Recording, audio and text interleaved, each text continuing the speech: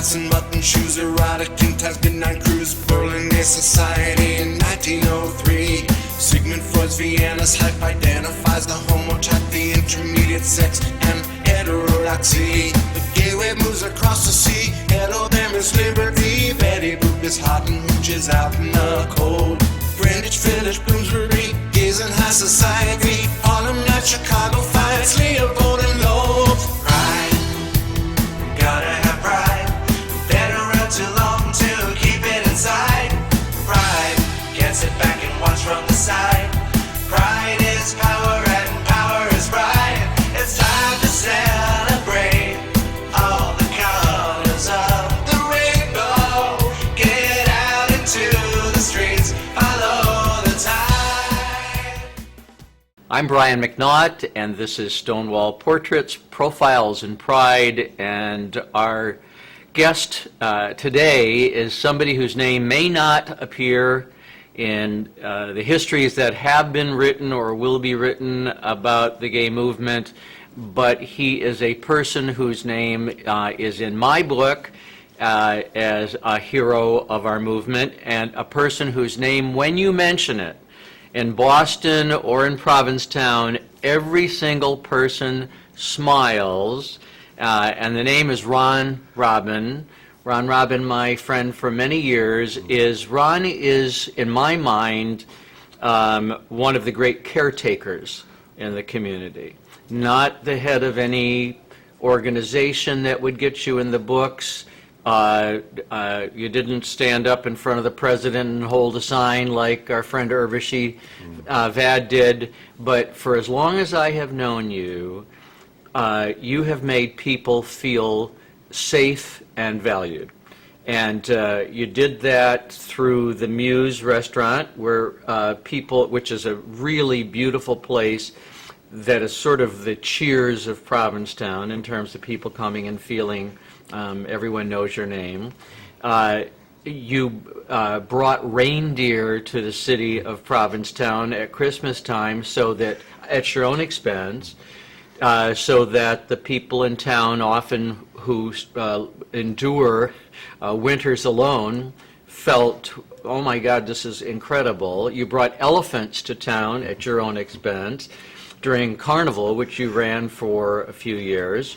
And you've been involved in lots and lots of gay organizations and on the board of groups in Provincetown.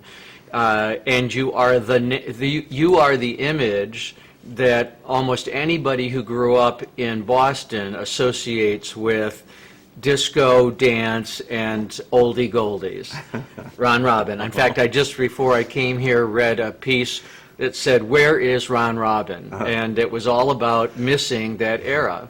So thank you for being part of this, and wow. And for doing everything that you've done for us. Son of a gun. I'm sounding fabulous. Did you like yourself? That was, I do. This is better than therapy. How did you, tell me about the coming out process, because the purpose of the program really is to help everybody who's watching today and 100 years from now at the Stonewall Museum in Fort Lauderdale understand. So what was it like to come out as a gay person? You were a really, really, really big name in Boston radio. You were a disc jockey or the head of music for every single major station in Boston. You had a dance show in New Hampshire when you worked there. You were a professor at Emerson University, School of Speech. So what was it like being gay at that time, and what for you was the coming out process? Well, as far as coming out is concerned, or trying to figure out myself, that went back to the college days when I said, you know, I'm hanging out with this woman that we have a great time, but that we're pals, you know. So I called a hospital and said I need to see a psychiatrist, and they said, well, are you going to hurt yourself? No, I just want to talk to a psychiatrist. So what year was this? That would have to be college year 16, 18, 19, 20, early 20s, 21, 21 or 2. Maybe. Yeah, you were 21 or 2. What, I was. Yeah, but what year? Oh, what year was that? Oh, it's one of those years in there. somewhere. Long before me, but so was it early 60s? Yeah, it had to be, really, I'm trying to figure this out. 62. Yeah, it had to be 60s. Okay, so somewhere you're in there. so 1960. Yeah. Be, naming yourself as gay is nearly impossible because was there a gay group at the school? I mean, people don't understand that there wasn't anything. There was no gay alliance or a gay organization where you went to school. And No, not at all. Of course, I went to Boston University for 2 years and went from a 500 population high school to what did they have, 50,000 students at the time, so I freaked out there, but that's another story. When I went to Emerson College, there appeared to be some gay people there, but I wasn't sure what gay people were. right. So So you went to the psychiatrist. I was a psychiatrist, and I said, make me straight. I really did. I said, I need to be straight, because there's something wrong with me, So he said I was not fond of this psychiatrist after a while, like the first 10 minutes. It was, so you believe you're a homosexual? Yeah, I guess. And he kept saying, you believe? Yeah. Then he suggested I go to group. I thought, oh my God, I must really be sick. I went to group, and that psychiatrist, prior to my going into the group who had to interview me, said one word that kind of turned me around. He said, so why are you here? And I figured I had to say what the other psychiatrist said, so I said to this psychiatrist, I said, I believe I'm a homosexual. His one word that changed my life was, so? Oh my God, what do you mean, so? You mean it's okay? That was an experience. And especially for an Irish Catholic kid who probably had no positive reinforcement in the home that it might be. Right. Well, similar to Irish family as yours was, mine being an Italian family, it was the same kind of thing. Right. I mean, there's something wrong with you if you're gay. So you're in your early 20s. Yep. You accept now the fact, because you get this support from this person, that it's not a big deal. But then you went into a very public occupation, which is a disc jockey, talk show host. You were on Evening Magazine on television. Was there ever a fear during that time of being outed or needing to be careful about your private life? I needed to be careful about my private life. I didn't know what it would be like, especially with my coworkers. The on-air thing would be secondary, believe it or not, because I'd have to work with these people day in and day out, and I want to make sure that they don't think there's something wrong with me as I thought of myself way back when. And even on air, I would, when I gained more confidence about my own sexuality, when, let's say, a caller was on, so Ron, are you married? At the time, I was partnered, and I said, yeah, in my own way, which could mean anything. Right. I said that to a fellow talk jock. He was a funny guy, Larry Glick, who I admired tremendously. He was totally politically incorrect, hysterical. So we were at this party, and he said, so you married? And I said, in my own way. And he looked at me and he says, oh, don't tell me you're a sissy. And I had a laugh because I know where that was coming from. He wasn't making fun of me. He was just laughing and in his own way, accepting. But I felt comfortable enough with myself to be able to laugh at something like that. It's a process. And not protest. I don't know. Yeah. No. So, you're in this business, but when you were on the air, my impression was that your goal was to make people happy. I mean, you were lighthearted, you were not cynical. I've never heard you say anything cynical. I've never heard you pass rumors about anybody. I've never heard you speak ill of anybody. When you were on the air, was this, I mean, and this came from your family, this sort of training? I don't know where it came from. I really like life. I really love being on this planet for whatever time I'm going to be here. And I don't see a point to either making fun of others or criticizing things. I don't see what that accomplishes. If, however, I'm able to, in a humorous way, make a point regarding gay issues or regarding something else, just to make people think, I would do that. Okay, so the goal was on the air to share this joy of life. Then, so when did you come out publicly? What I want to do is transition from the disc jockey. Many people I've even met said, "Oh, Ron Robin played records at my senior prom." So they remember you in a very positive way. You transitioned from that very public image, didn't lose it, but came out, especially when you came to Provincetown.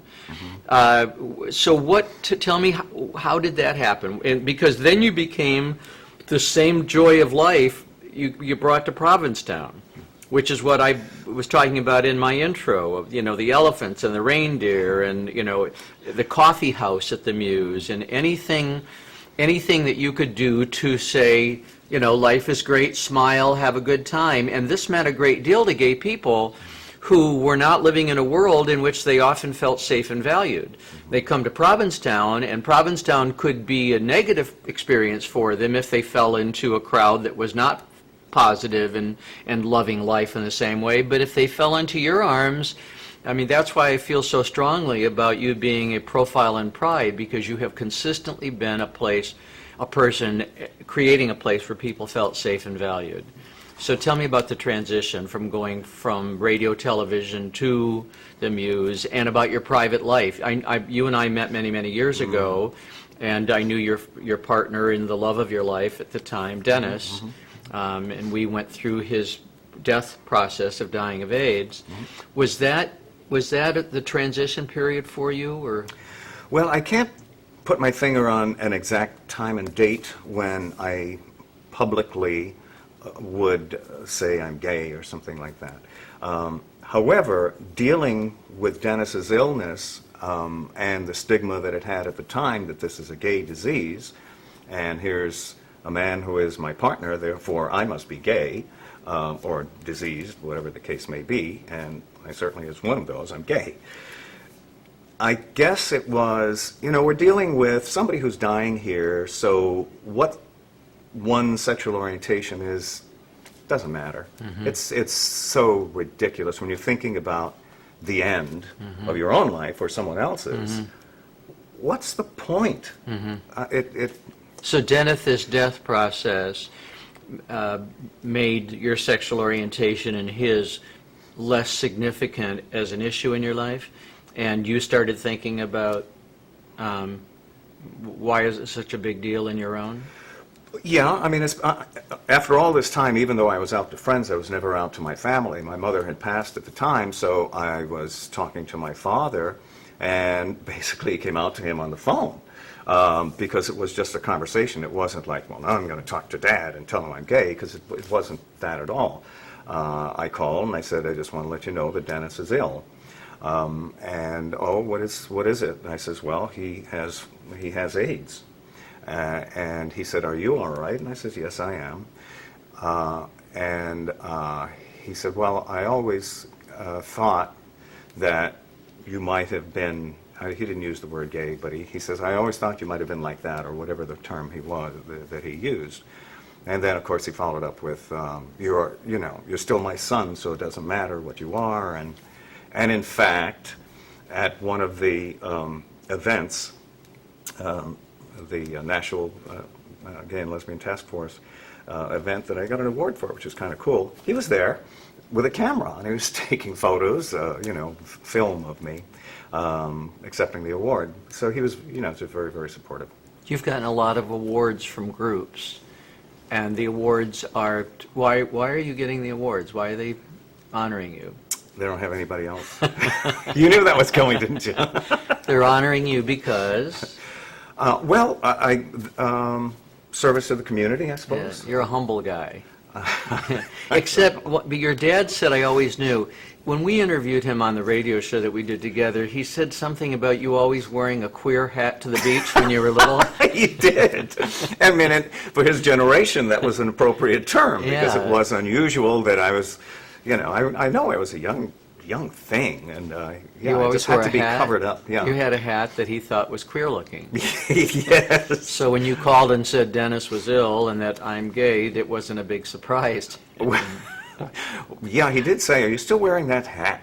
Now, so, Dennis died while you were in Provincetown. You created the Muse while you were in Provincetown. Mm-hmm. And the Muse was, what was your goal in creating the Muse? What did you want? I mean, we talked about, a person dying. This is a tough time. This is the early, mid-1980s. A person is dying in Provincetown every week.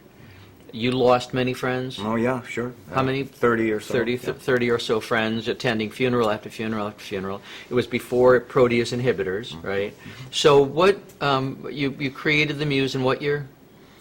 I shouldn't do dates with you. No, I'm really not good with it, and I try to repress most of those dates anyway, but Right. that's another story. I would say that we took it over from a previous owner in 80, I'm almost good with this, 3. All right. In 86, I believe, was when there was a carnival parade, and business partner and I were both in broadcasting at the time, and we had done previous promotions where we used animals, and we thought, let's do that here. It'll really be fun. And it was, and at the time it was easier to bring an animal to town, so we brought in an elephant for the parade. And got what kind of a wonderful reaction. Oh, it was great. Oh, it was just so fun. And we had one of our staff members riding the elephant, and we had others in uniform walking around, in costumes rather. And it was such a great thing because they said, wait till they see this, And it was, And quite fun. everyone talks about it. Yeah. Everyone talks about It was a Ron Robin moment. bringing the elephants to town. What they don't talk about is when the police called and said that I needed to clean up. So I went with a shovel and a broom, and I went through the whole parade route and cleaned up. And then the trainer of the elephant said, what are you doing? I said, I'm cleaning up. The police said, blah, blah, blah. And they said, no, I took care of that. So I took care of all of the horses who were also in the parade. Yes, it was just my The contribution. police horses, probably, yeah.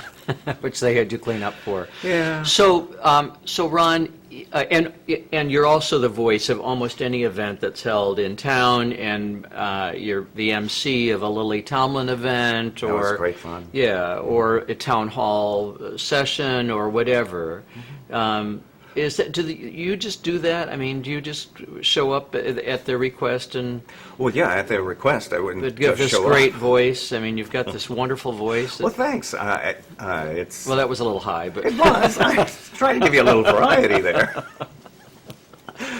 Yeah, yeah. So, Ron, do you see yourself as a political person? No, I No. don't. No. You don't get drawn into, you're not one to hold a sign out in a picket or, I have been to demonstrations. I don't know that.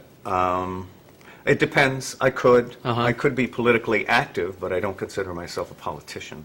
do you see what you have done in your life as having been in any way political? Well, I'm sure that there were some things. Yeah, I would say that if I'm demonstrating for a cause, it would be political. Then. Do you see bringing elephants and reindeers to town as demonstrating for a cause? Well, I don't know about that. I mean, the reindeer thing was a turnaround for me because there were folks in the town who said they wanted to do this gay Christmas thing. And Christmas is Christmas for those who celebrate it. It's not a gay or a straight thing. And so I balked at that, and I says, what are you talking about? What's so gay about Christmas? After a discussion over lunch with the organizers, they had explained that there are... The elves are kind of gay.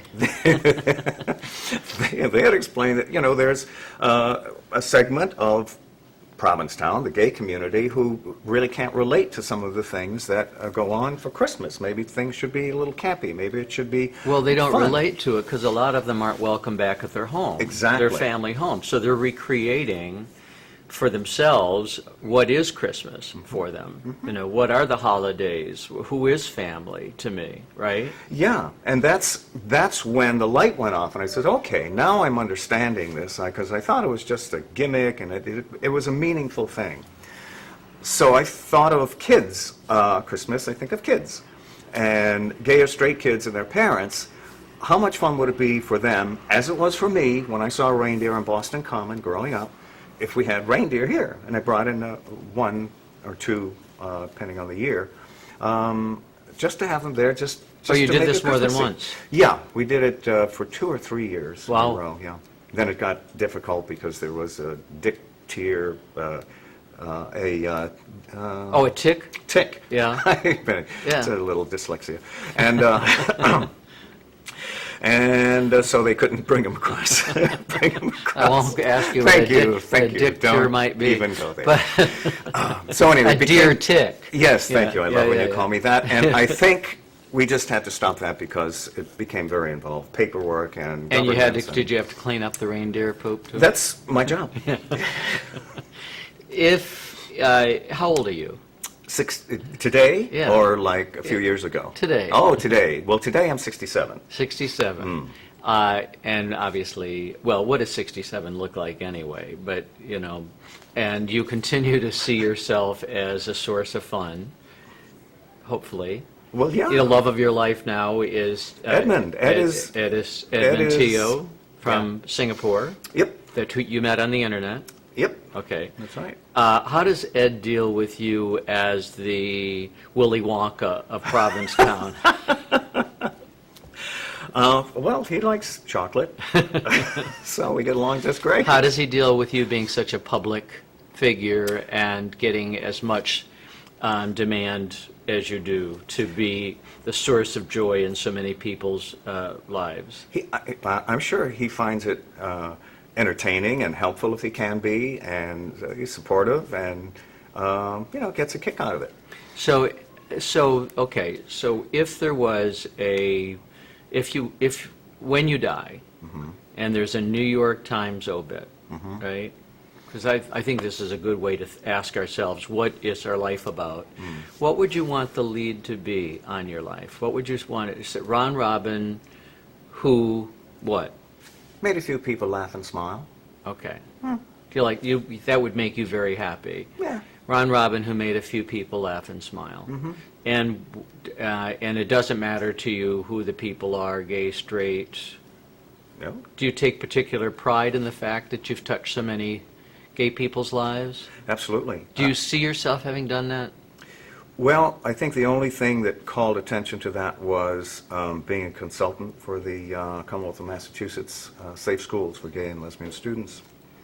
And going into the schools and meeting these students, some of whom are really troubled about their sexuality, and hearing a student say to us, thank you for helping us make a gay-straight alliance, because now at least for 1 hour a week, I can be who I really am. Wow. So that was important. And then, I said, I really want to do this because I've been in those shoes and I want to fix it for whoever I can. Well, and you did that with through me back in the mid-'80s. You came to me. We met when you read a column of mine in the a local Boston gay paper. Right. Yeah, And- you wrote, I read this thing and I said, I didn't know that, and I'm gay. I didn't know that. I didn't know that. I got to call this guy. 'Cause And you did. Yeah, I did. So, and that's how we met, and then you came to me, and we became friends, but you came to me in the mid-'80s and said, you're traveling around the country educating others on gay issues, why don't we film it? Do you remember that? Oh, yeah, absolutely. And yeah. you and Tom Troland, who was a cameraman Yes. at a local television station in Boston, Boston, came to my home in Gloucester. Yep. You set the camera up, and you just had me talk to the camera, doing the basic presentation that I usually give to an audience. Then you hired a crew in Syracuse, at Syracuse University when I spoke there, Yep. to do the same, or it was either Syracuse or Cornell, I forget which. And then we made On Being Gay, which was really, as far as I know, the first film, educational film on gay issues, and it got used a lot. Do you take pride? And the production company was TRB, Tom, Ron, and Brian, because it was a kitchen table. It sure was. Yeah. And we did a couple more videos together, gay issues in the workplace and gay and transgender issues in the workplace. Do you take any particular pride in having been the moving force behind, those films are used all over the world? Yeah, no, I take pride in being able to have Brian McNaught exposed to people who can have the same reaction that I had when I read your column, where they can see this and say, oh, I didn't know that, oh, I didn't know that, and become educated, gay or straight. And that's what I felt that this video could do. And I said, when we spoke, Brian, answer all these questions that they always ask, well, what do they do? I mean, I know that was like a 1% of this video. Right. But more importantly, is there a religious angle to this? How do folks deal with their spirituality and being gay? And we covered a lot of that so that someone could just take this video and say, here, this is what I'm all about. Well, thanks. But what you're all about, and what and you can't capture it in a half an hour, but what I've wanted to make sure is on the record in oral history is that in the 1980s, when people really needed a source of hope and joy during the terrible plague that was AIDS in Provincetown, you were there. And your life has been dedicated to creating joy. And you created joy for a lot of people and created a safe place for people to go. And it continued, as we went through the Anita Bryant crises, and people were feeling that they were talking about us as being molesters of children. In Provincetown, which was a safe place for many people, there was the safest place, which was the Muse and Ron Robin and his radio programs and his television, and you've got a radio program now, and you're continuing to offer people this safe space, and that for me is a profile in pride that you're a very special man, and I'm very grateful in my life that I've had this contact because it's made me happier. Well, thank you. You make me sound far better than I am, but I appreciate that. No, well, that's the humility. And you've affected my life tremendously in many ways. Thank you. Yeah. So, Brian McNaught, hey, now you're a dear Nat, whatever it was. Brian McNaught, thanks so much for joining me and my guest, Ron Robin, on Stonewall Portraits, Profiles in Pride. Gotta have pride. Been around too long.